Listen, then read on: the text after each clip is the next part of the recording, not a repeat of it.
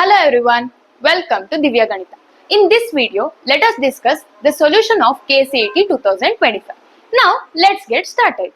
So, these two statements are related to linear inequalities. The solution of these two inequalities, the inequality in both the statements are same. In one statement, they have given the solution in inequality form, and in another statement, they have given it in interval form. So if we solve this inequality, obviously 3x is less than 17 minus 8, that means 9.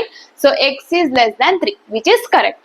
And similarly, if we solve this, 2x is greater than or equal to, if we shift 8, it will be 4 and x is greater than or equal to 2.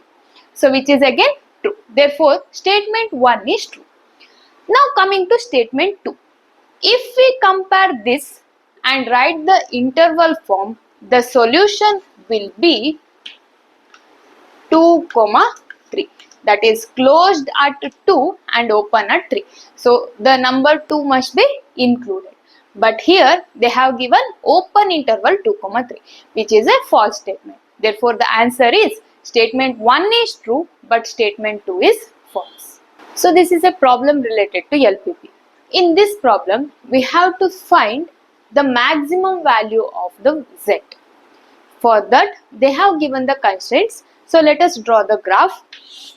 X plus y less than or equal to 40 means, so the line, if we substitute x equal to 0, y value will be 40. Similarly, if we substitute y equal to 0, x value will be 40. Therefore, this is one of the line. And if we draw the line for another constraint, then we get x equal to 60 and y equal to 30. This is a rough graph. The graph will be somewhat like this. So both the constraints have less than or equal to, therefore this will be the shaded region. That means we have to find the point of intersection. So we can find the point of intersection by solving these two linear equations. If we convert the inequality into equations, so then we can solve the value of x and y.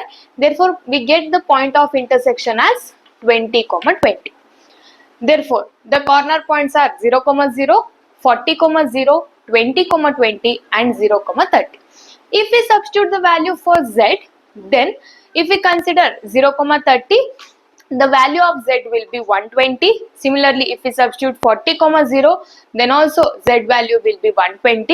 If we substitute 20, 20, then it will be 60 plus 80, which is 140. And if we substitute 0, 0, obviously it will be 0, which is a minimum value. It cannot be the maximum. Therefore, the maximum value is option B, 140. So this is a problem related to probability. They have given two events A and B, and P of A given B is equal to P of B given A. That means probability of A intersection B divided by P of B, which is equal to P of A intersection B divided by P of B. Therefore, we can clearly say that probability of A will be equal to probability of B. That is option C. So in this problem, they have given A is subset of B and also P of B is not equal to 0. Then we have to check which is true. For that, as A is subset of B, probability of A intersection B will be equal to probability of A, because A intersection B will be equal to A. Therefore, if we consider P of A given B, then that is equal to P of A by P of B.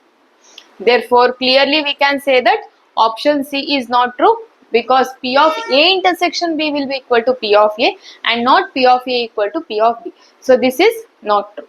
And option D is also not true, because this got reciprocal.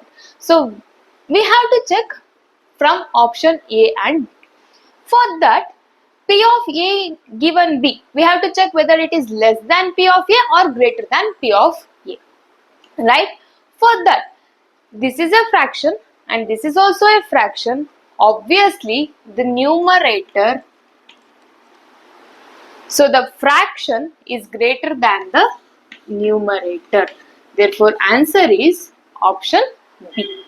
So this is a problem related to complex numbers. So this is a direct question.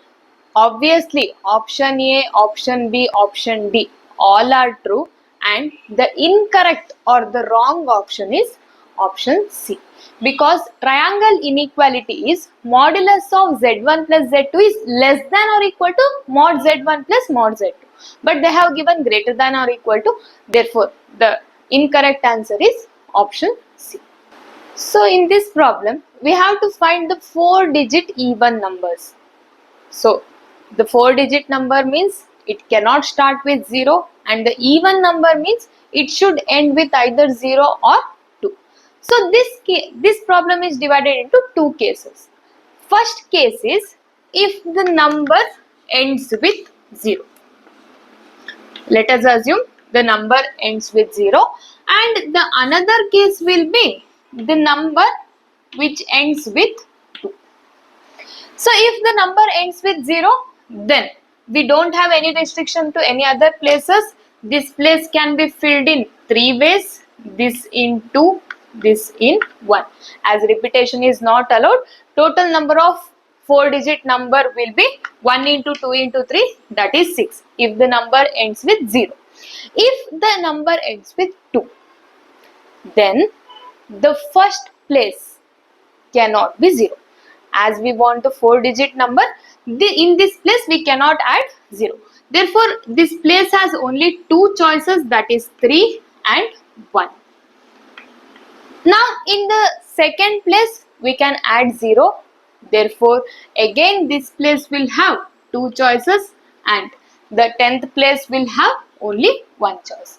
Therefore, the number of 4-digit number ending with 2 will be 2 into 2 into 1, that is 4. Therefore, total number of 4-digit numbers is 6 plus 4, that is 10. So, answer is option A. So, we have to find the number of diagonals in the octane. For this, we have a direct formula. So, the number of diagonals in any polygon is given by nc2 minus n. So, octagon means it has 8 sides. Therefore, it will be 8c2 minus 8. 8c2 is nothing but 8 into 7 divided by 2 factorial, which is 2 minus 8. If we simplify this, 28 minus 8, which is nothing but 20. That is option B. So in this problem, we have to find the value of n. We know that the number of elements in the expansion of binomial theorem is n plus 1. Here we have whole power 3n. Therefore, the total number of elements will be 3n plus 1, which is equal to 22. That means the value of 3n is 21. Therefore, the value of n is 7. That is option. So, as this is a GP, the 4th, 10th and 6th term, which is x, y and z, are also will be in GP. As the difference between the terms is same, the term 4th, 10th and 16th term will also be in GP. Therefore, the answer will be y is equal to root of xz. That is option A. So here they have given two statements. E and F are two independent events, then E dash and F dash are also independent. This is a true statement. And statement 2 is two mutually exclusive events. Mutually exclusive means probability of E intersection F will be equal to 0. With non-zero probabilities of occurrence cannot be independent. Obviously, so the condition for independent event is probability of E intersection F must be equal to probability of E into probability of F. As both are non-zero, the product cannot be equal to 0. Therefore, those events cannot be independent. Therefore, here again both the statements are